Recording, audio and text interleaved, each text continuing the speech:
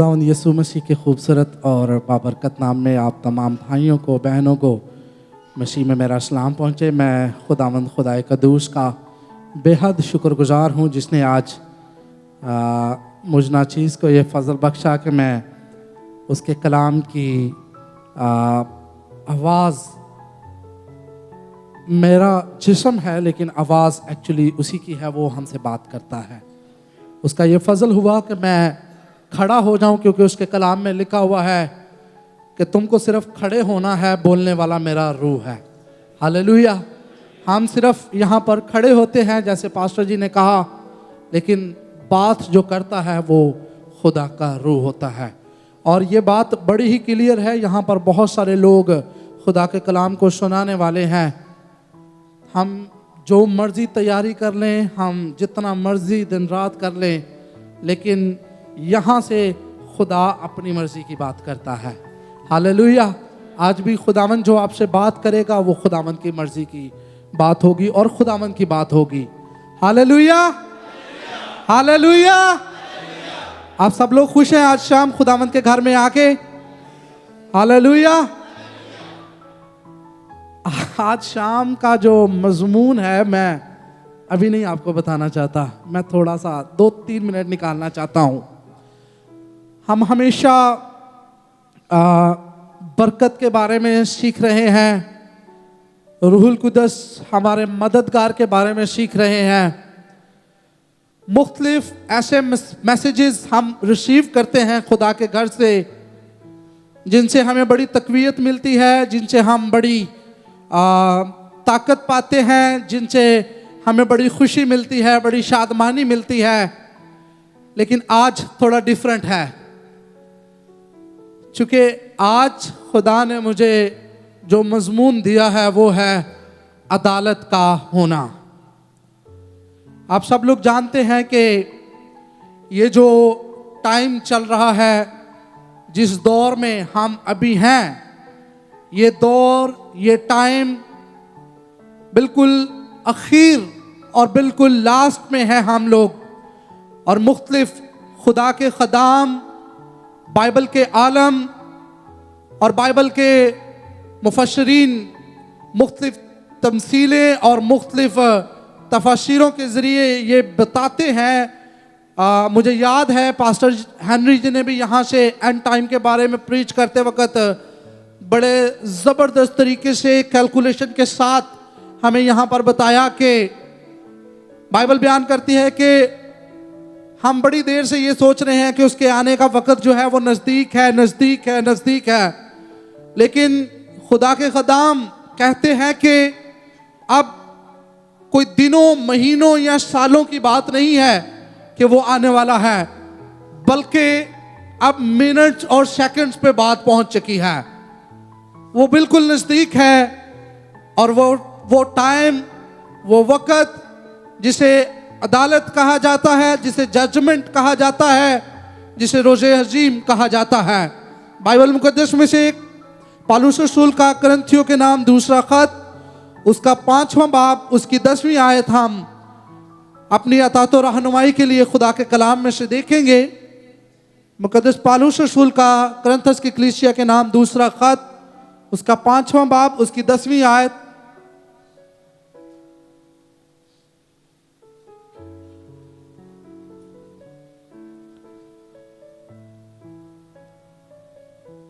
मुझे ही कंफ्यूज कर दिया आपने,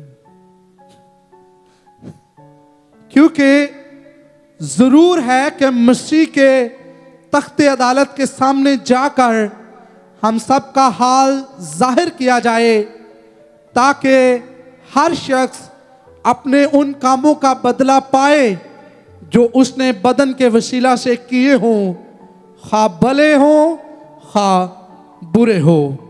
हालेलुया, हालेलुया। क्या आप सब लोग मिलकर इस आयत को दोबारा पढ़ सकते हैं, एक आवाज होकर पूरी जमात?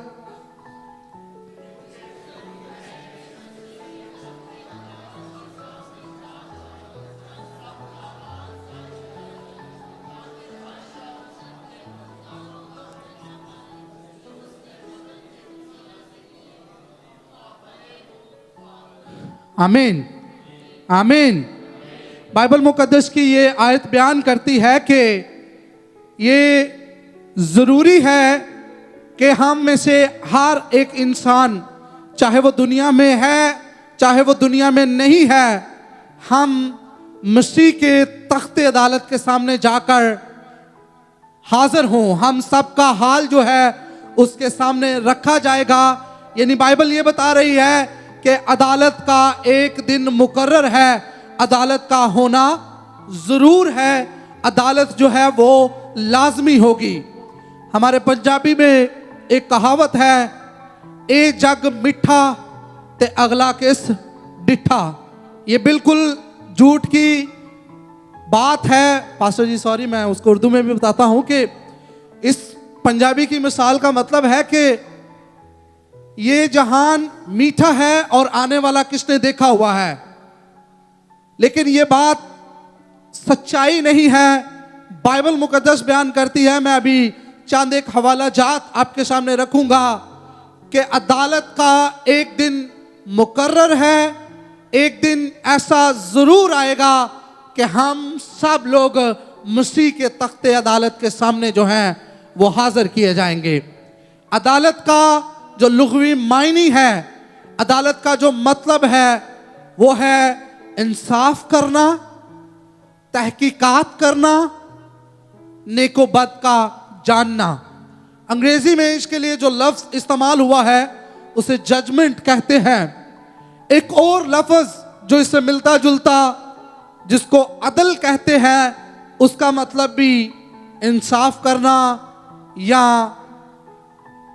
जानना, तहकीकात करना है। बाइबल मुकद्दस में मुख्तलिफ जगहों पर हमें मुख्तलिफ हवाले मिलते हैं जिसमें अदालत का जिक्र जो है वो किया गया है।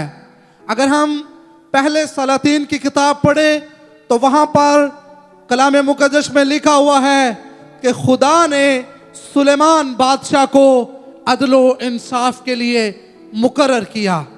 अगर हम अखरूज की किताब उसके 18वें बाब की आगे आयतों को जाकर देखें तो वहाँ पर लिखा हुआ है कि मूसा लोगों के दरमियान अदलो इंसाफ किया करता था, मूसा लोगों की अदालत करता था। इसके अलावा अगर हम इमाल की किताब को उसके 17वें बाब की 31वीं आयत को पढ़े तो वहां पर हम देखते हैं कि खुदा ने एक दिन मुकर्रर किया है जिसमें वो अदालत करेगा, उसके वसीला से जिसको उसने मुर्दों में से जलाया। यानी अदालत का एक दिन मुकर्रर है। इब्रानियों का जो खत है उसकी 9वें बाब की 27वीं आयत में लिखा है, आदमियों के लिए एक बार मरना और इसके बाद अदालत का होना मुकर्रर है। इसके बाद फिर वाइस की किताब सुलेमान की मार्फत जो लिखी गई थी, जब हम उसके 3रे बाब की 17वीं आयत को पढ़ते हैं तो वहां पर लिखा है, तब मैंने दिल में कहा खुदा रास्तबाजों और शरीरों की अदालत करेगा, क्योंकि हर एक अमर और हर काम का एक वक्त है। हालेलुया। हमने बाइबल मुकद्दस के मुख्तलिफ हवालों को देखा। बाइबल मुकद्दस के मुख्तलिफ हवाले इस चीज़ की गवाही देते हैं, इस चीज़ की शहादत देते हैं कि अदालत का एक दिन मुकर्रर है, एक दिन ऐसा ज़रूर ठहराया गया है जिसमें अदालत होगी। हम दुनिया में रहते हुए हर वो काम जो करते हैं, खा वो अच्छा है खा वो बुरा है, लिखा हुआ है जिसमें वो रास्ते से दुनिया की अदालत उस आदमी की मार्फत करेगा जिसने उसे मुकर्रर किया है और उसे मुर्दों में से जलाया। नहीं, वो पहली वाली आयत लगाइएगा, 2 क्रंथियों वाली, सॉरी। क्योंकि जरूर है कि मसीह के तख्ते अदालत के सामने जाकर हम सब का हाल जाहिर किया जाए, ताकि हर शख्स अपने उन कामों का बदला पाए जो उसने बदन के वसीला से किए हों, खा भले खा बुरे। पहले नंबर पर अदालत का एक दिन मुकर्रर है। हवाला जात के वसीला से हमने ये जाना, बाइबल मुकद्दस बड़ी क्लियर है कि ये दिन जरूर आएगा, जरूर खुदा ने एक दिन इसके लिए ठहराया है। दूसरी बात कि वो उसके वसीला से अदालत करेगा जिसे उसने मुर्दों में से जलाया। मुर्दों में से उसने किसको जलाया? यीशु मसीह को। पहली बात, इसके लिए एक दिन मुकर्रर है। दूसरी बात, ये अदालत होगी किसके वसीला से? ये अदालत मेरे और आपके निजात दहिंदे यीशु मसीह के वसीला से होगी, जिसे उसने, हमारे आसमानी बाप ने मुर्दों में से जिंदा किया। और तीसरी बात कि हम में से हर एक शख्स, हर वो इंसान जो औरत के वसीला से दुनिया में आया है, जिसकी पैदाइश हुई है, जिसने दुनिया में सांस लिया है, उसका इंसाफ किया जाएगा, उसके कामों का हिसाब किया जाएगा, उसके कामों के बदले में उसके जो काम हैं, जो उसने अच्छे काम किए हैं उनका भी, और जो उसने बुरे काम किए हैं उनका भी इंसाफ किया जाएगा। बाइबल मुकद्दस की आयात इसके बारे में बड़ी क्लियर है। एक और हवाला हम मुकाशवा की किताब उसका 20वां बाब 11वीं आयत से 15वीं आयत तक स्क्रीन पर लगाइएगा प्लीज।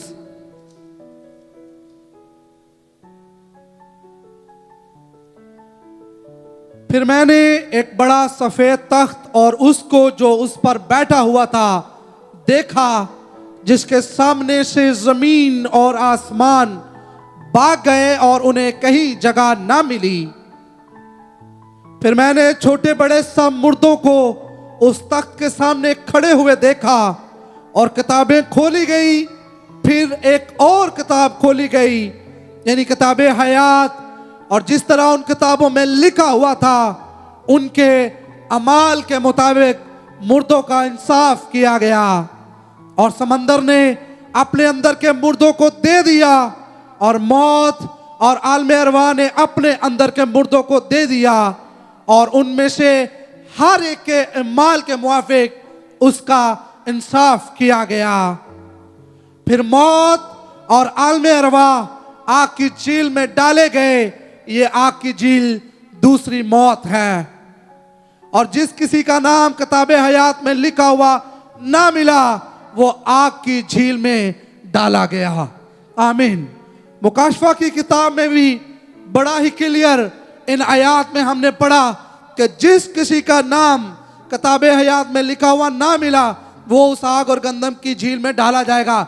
लेकिन उससे पिछली आयात में हमने देखा कि हर किसी का इंसाफ किया जाएगा, उसके कामों को लेकर, उसके अमाल को लेकर। जो भी काम हम दुनिया में रहते हुए करते हैं, बाइबल मुकद्दस बयान करती है कि उसके बारे में हिसाब लिया जाएगा।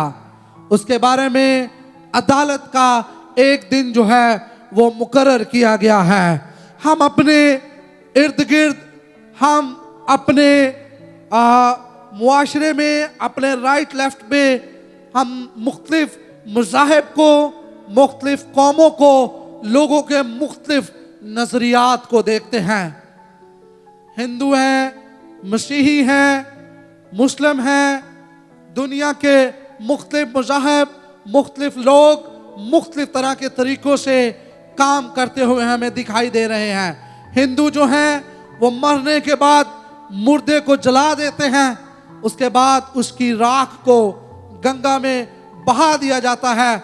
इसका मकसद वो ये समझते हैं कि मरने वाले की रूह को आराम मिले। इसी तरह बहुत सारे लोग दुआएं मांगते हैं, बहुत सारे लोग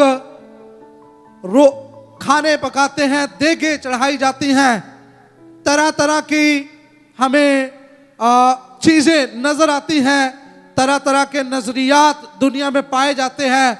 लोग तरह तरह से चीज़ें करते हैं ताकि मरने वाले को जो है वो आराम मिल सके, उसकी रूह को सुकून मिल सके। लेकिन जब हम बाइबल मुकद्दस को पढ़ते हैं, जब हम खुदा के कलाम का मुताला करते हैं, जब हम मेरे और आपके निजात दहिंदे यीशु अल मसीह जो शहंशाहों का शहंशाह, बादशाहों का बादशाह है, जब हम उसकी तालीम को देखते हैं तो लूका की मार्फत लिखी गई अंजील उसके 16वें बाब की 19वीं आयत से 31वीं आयत तक वहाँ पर हमें एक कहानी नजर आती है। और वो कहानी जो है वो गरीब लाजर और उस अमीर आदमी की है। मैं दरख्वास्त करूँगा कि अगर आप यहाँ पर लगा सके लूका की अंजील उसका 16वां बाब, मेरे और आपके निजात दहिंदे यीशु अल मसीह ने बताया कि ना गंगा में राख बहाने से, ना दुआएं मांगने से, ना देगे चढ़ाने से, ना दूसरे काम करने से मरने वाले की रूह को तस्कीन मिलेगा, बल्कि उन्होंने बताया कि जब हम दुनिया में हैं, जब हम इस जिंदगी में हैं, बदन के वसीला से जो काम हम करेंगे उनका ही हमें जो है वो बदला मिलेगा, उन्हीं को ही लेकर हमारा इंसाफ किया जाएगा, हमारी अदालत की जाएगी। तो इस हवाले में हम देखते हैं कि एक दौलतमंद था जो अर्गवानी और महीन कपड़े पहनता और हर रोज खुशी मनाता और शानो शौकत से रहता था। और लाजर नाम एक गरीब नासूरों से भरा हुआ उसके दरवाजे पर डाला गया था। उसे आरजू थी कि दौलतमंद की मेज से गिरे हुए टुकड़ों से अपना पेट भरे, बल्कि कुत्ते भी आकर उसके नासूर चाटते थे। और ऐसा हुआ कि वो गरीब मर गया और फरिश्तों ने उसे ले जाकर अब्राहम की गोद में पहुंचा दिया और दौलतमंद भी मुआ और दफन हुआ। उसने आलम अरवाह के दरमियान अज़ाब में मुब्तला होकर अपनी आंखें उठाई और अब्राहम को दूर से देखा और उसकी गोद में लाजर को, और उसने पुकार कर कहा, ऐ बाप अब्राहम, मुझ पर रहम करके लाजर को बेच के अपनी उंगली का सिरा पानी में भिगोकर मेरी जुबान तर करे, क्योंकि मैं इस आग में तड़पता हूं। सो खुदावंद यीशु अल मसीह ने यह तमसील अपनी जमीनी जिंदगी में रहते हुए लोगों के साथ शेयर की, लोगों के साथ बयान की।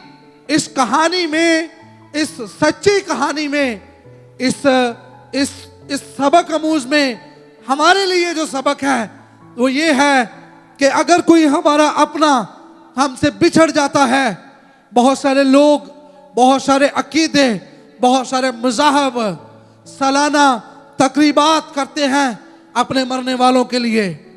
बहुत सारे लोग अपने माँ बाप के लिए, अपने बहन भाइयों के लिए बड़े बड़े सदके देते हैं, बड़ी बड़ी बिल्डिंगें बना देते हैं, पानी के नल के लगवा देते हैं।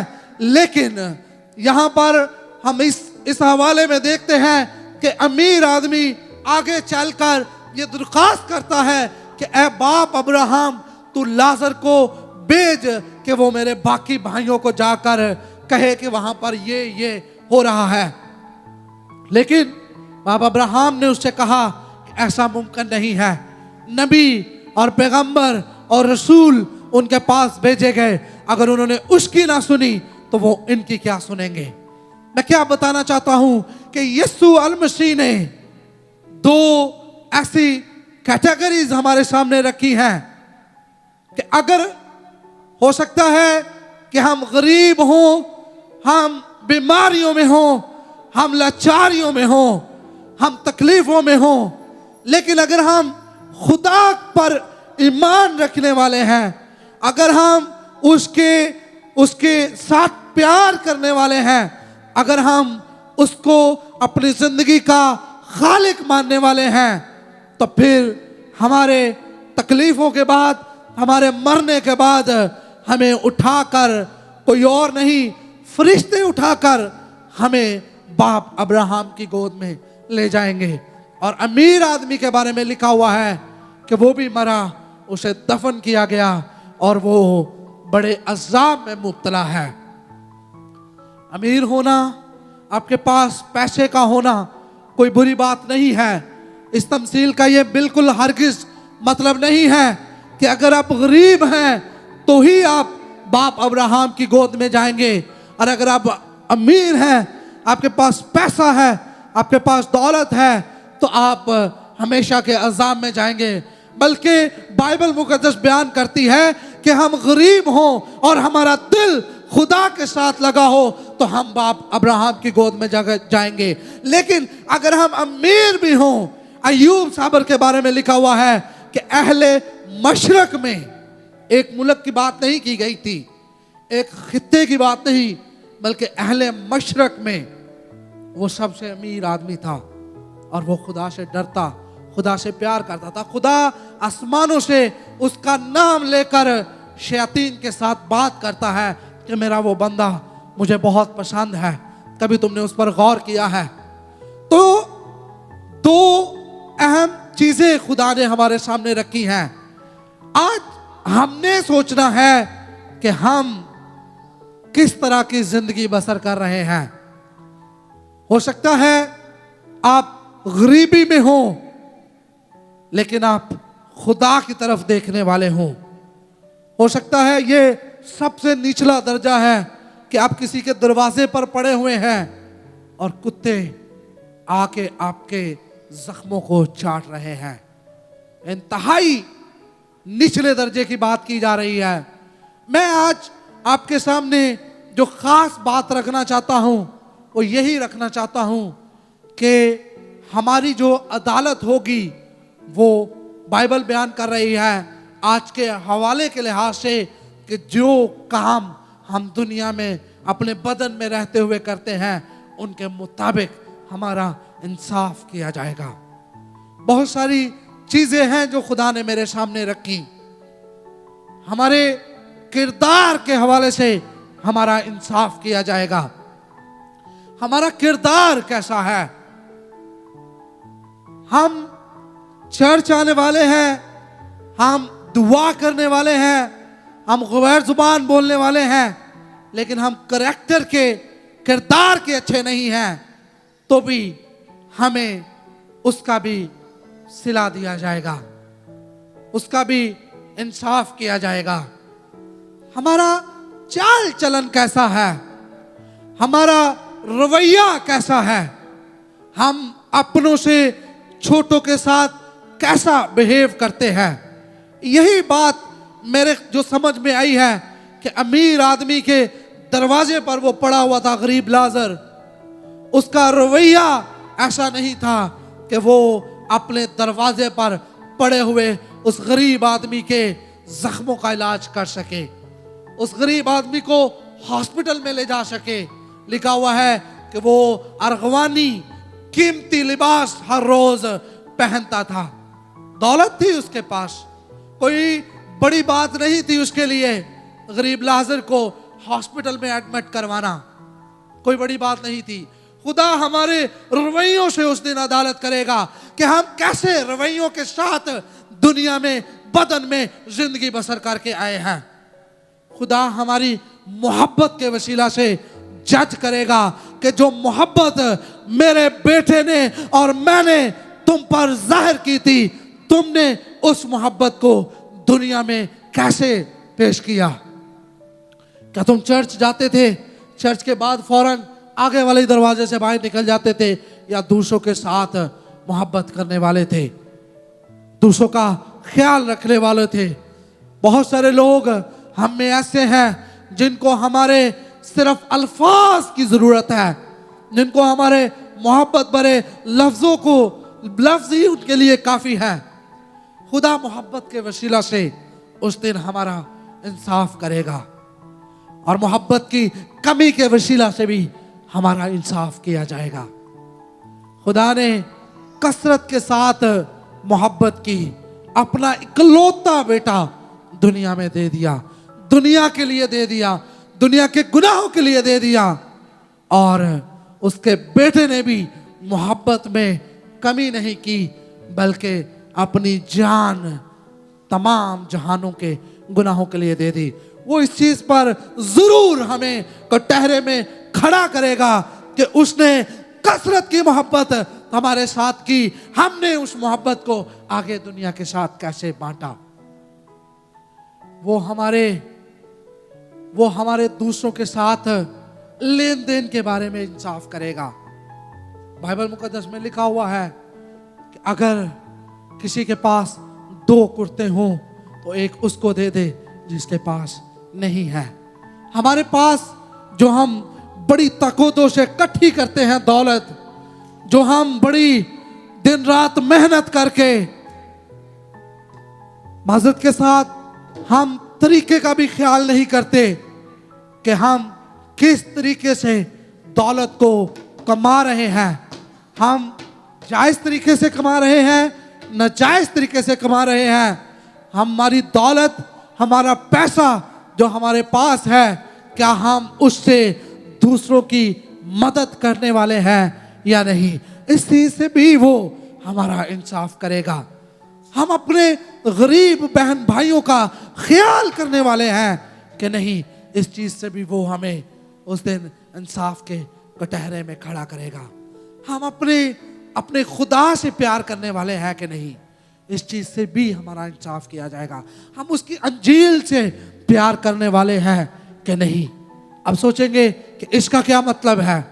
इसका मतलब ये है कि क्या कभी खुदा ने जो हमें पैसा दिया है, उस पैसे में से हमने कितनी कैटेगरीज बनाई हैं कि ये तो वो है जो खुदा ने ठहराया है कि 10वां मेरा है, 9 तुम्हारे हैं, 10वां मेरा है।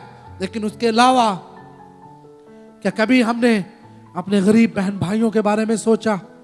क्या कभी हमने उनके बारे में सोचा? दहयकी और फिर उसके बाद अंजील की वुसअत का एक हिस्सा होता है। क्या कभी हम में से किसी ने ये कहा कि पास्टर जी, मैंने महीने का 100 दरम या 50 दरम आज से मैं मुख्तस कर रहा हूं कि आप हमारे बिहाफ पर किसी को किसी जगह पर अंजील सुनाने के लिए दे। किसी खुदा के खादम को, या हम यहाँ पर पसंद करते हैं खुदा के खादम की ये हमेशा विश रही है कि हमारे चर्च से अंजील सुनाने के लिए खुदा के खदाम इंडिया, पाकिस्तान और दूसरे मुमालिक में भी जा सके। हम कलीसियाई तौर पर क्या कभी हमने ये एक्शन लिया है कि खुदा ने हमें पैसे दिए हैं तो हम मंथली ठहराएं कि पास्टर जी महीने का हमने इतना ठहराया है, साल के बाद इतने पैसे हम वो दहयकी से नहीं होंगे, वो हमारे वीकली हदियों से नहीं होंगे, वो खास तौर पर स्पेशल हदिया होगा जो सिर्फ इस मकसद के लिए होगा कि हमारे चर्च से लोग अंजील को लेकर दूसरी जगह पर। ये चीज़ों के बारे में उस दिन इंसाफ किया जाएगा। आप सिर्फ ये ख्याल ना करें कि हम चर्च जाते हैं, हम हदिया डालते हैं, दहयकी दे रहे हैं। बेशुमार ऐसी चीज़ें हैं जो शायद मेरे जहन में भी नहीं है, जिनके बारे में हमारा इंसाफ किया जाएगा, जिनके बारे में हमारी अदालत की जाएगी। आज हमारे पास मौका है, हम अपने आप को चेक कर सकते हैं कि हम किस तरह जिंदगी बसर कर रहे हैं। अदालत के लिए एक दिन मुकर्रर है, अदालत के लिए एक दिन ठहराया गया है। हमें नहीं पता, बाइबल बयान करती है कि वो दिन चोर की तरह आ जाएगा। हमें नहीं पता कि वो किस दिन वो दिन आ जाए। क्या हम उस दिन के लिए तैयार हैं? अगर आज ही रात वो दिन आ जाए तो क्या हम तैयार हैं कि हम उसके सामने खड़े हों और हम वहां से सुरखरू होकर उस नए यरूशलेम के शहरी ठहरे जिसका वादा उसने हमारे साथ किया है, जहां पर दूध और शहद की नहरें बहती हैं, जहां पर आंखों का सुकून है, जहां पर हमारे लिए कोई आंसू नहीं होंगे, कोई दुख नहीं होगा। बाइबल बयान करती है, लूका की इंजील में लिखा हुआ है कि जब पतरस ने बपतिस्मा देने वाला देता था तो फरीसी उसके पास आए, बेसूल लेने वाले उसके पास आए। उसने कहा हमारे लिए क्या हुक्म है? उसने कहा जितना मुनासिब है उतना लो। फिर पुलिस वाले उसके पास आए, बाइबल में लिखा हुआ है सिपाहियों ने उससे कहा, पतरस यूहन्ना बपतिस्मा देने वाले से कहा हमारे लिए क्या हुक्म है? उसने कहा किसी पर जुल्म ना करो। क्या हम आज शाम बारीक बीनी से अपनी जिंदगियों को चेक कर सकते हैं? क्या हम जुल्म करने वाले तो नहीं हैं? क्या हम अपने आप से ही मोहब्बत करने वाले तो नहीं हैं? क्या हम हस्बैंड वाइफ में ही सारी खुशियां बांटने वाले तो नहीं हैं? बाइबल बयान करती है कि अदालत के लिए एक दिन मुकर्रर किया हुआ है, एक दिन ठहराया हुआ है। एक कहानी, एक स्टोरी आपके सामने रखना चाहता हूं। कहते हैं कि दूसरी जंग अजीम जब हुई तो जंग के आखिरी अयाम थे। कोरिया में एक अमेरिकन मिशनरी जोड़ा था जो लोगों की जान बचाकर उन्हें महफूज जगहों पर मुंतकिल कर रहा था। उनके पास एक बड़ा ट्रक था जिसमें वो लोगों को डाल कर फौजों से, मारने वालों से बचा रहे थे, महफूज कर रहे थे। वो अमेरिकन मिशनरी कुछ लोगों को अपने ट्रक में डालकर जा रहे थे। वो कहते हैं कि एक पुल के करीब हम पहुंचे तो मेरी बीवी ने शोर मचाना शुरू कर दिया, रोको रोको रोको। मैंने उससे कहा कि पीछे फौजें लगी हुई हैं, मारने वाले पीछे हैं, तुम रोकने की बात कर रही हो। तो उसने कहा नहीं तुम रोको, और कहता है कि मैंने उसके बड़े इसरार पर ट्रक को रोक दिया और वो मेरी वाइफ दौड़कर नीचे गई। पुल के नीचे एक जवान औरत जो बिल्कुल नंगी थी वो बैठी हुई थी और उसके आगे एक अभी पैदा हुआ बच्चा उसके सामने था। और वो औरत, उसने, चूंकि जंग का माहौल था, कोई सेफ जगह उसके पास नहीं थी, उसके बच्चे पैदा करने का वक्त आ गया था। उसने पुल के नीचे बच्चे को तकलीफ के साथ जन्म दे दिया, लेकिन अब बच्चे को लपेटने के लिए कपड़े नहीं थे पास। तो उस औरत ने अपने बदन से कपड़ों को उतार कर उस बच्चे को उन कपड़ों में लपेट दिया। और वो औरत, क्योंकि कोरिया में ठंड थी, बहुत सर्दी की वजह से उस औरत की मौत हो गई। वो औरत मर गई इसलिए कि वो बच्चा जो है उसको कपड़े में लपेटा जाए, उसको जिंदगी मिल जाए। वो बच्चा जिंदा रहा, लेकिन जिसने अपने कपड़े उतार कर दे दिए वो मर गई। अदालत का होना इसलिए जरूर है क्योंकि किसी ने अपने कपड़े उतार कर मेरी और आपको जिंदगी दी है। वो मेरा और आपका नजात दहिंदा है।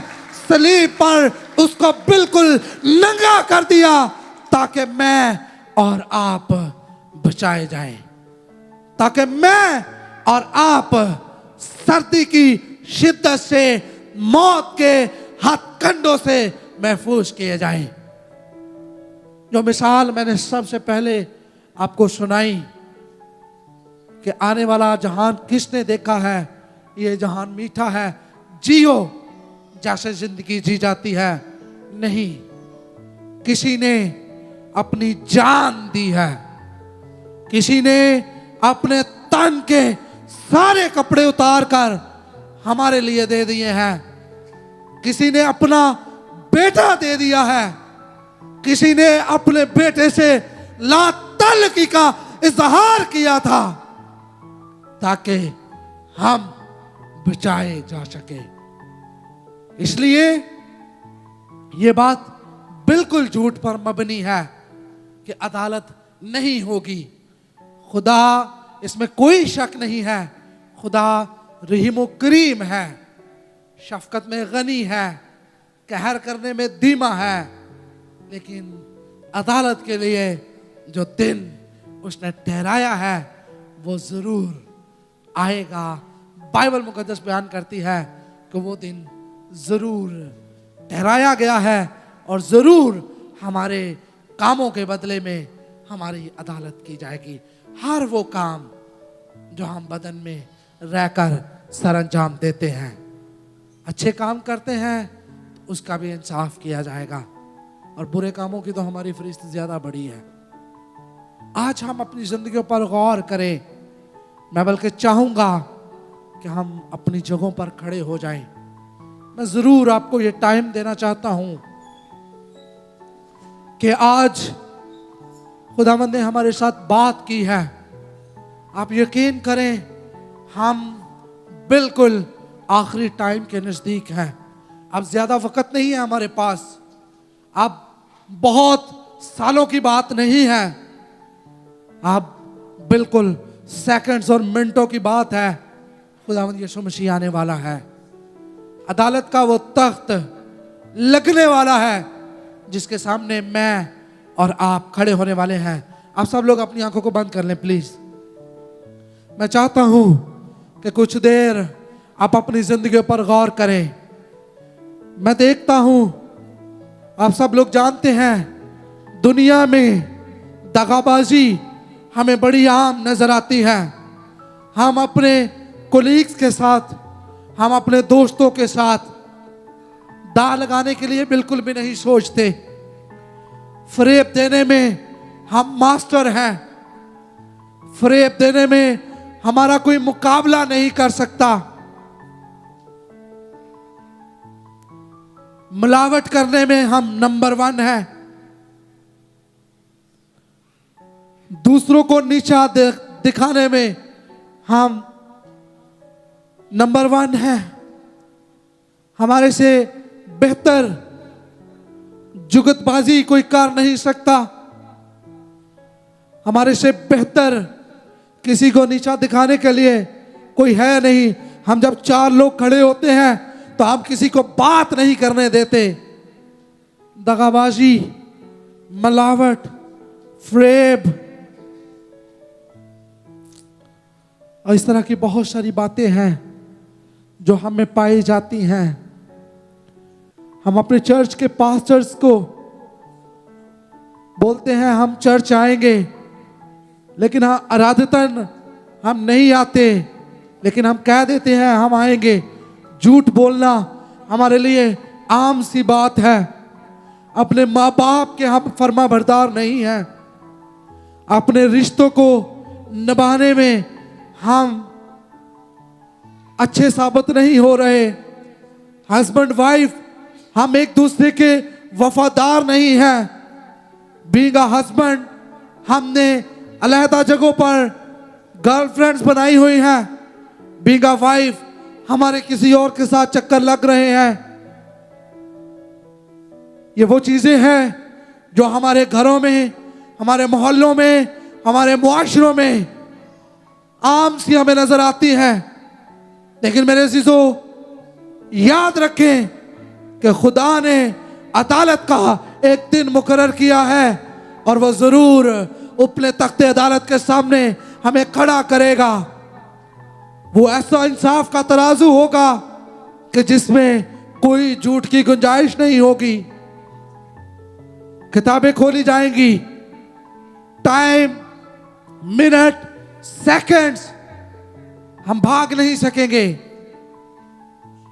एक एक चीज हमारी आंखों के सामने एक बड़ी एलईडी के तौर पर चला दी जाएगी। हम उस दिन इनकार नहीं कर पाएंगे। आज मेरे अजीजों, हमारे पास ये वक्त है कि हम अपनी जिंदगियों पर पशेमान हो।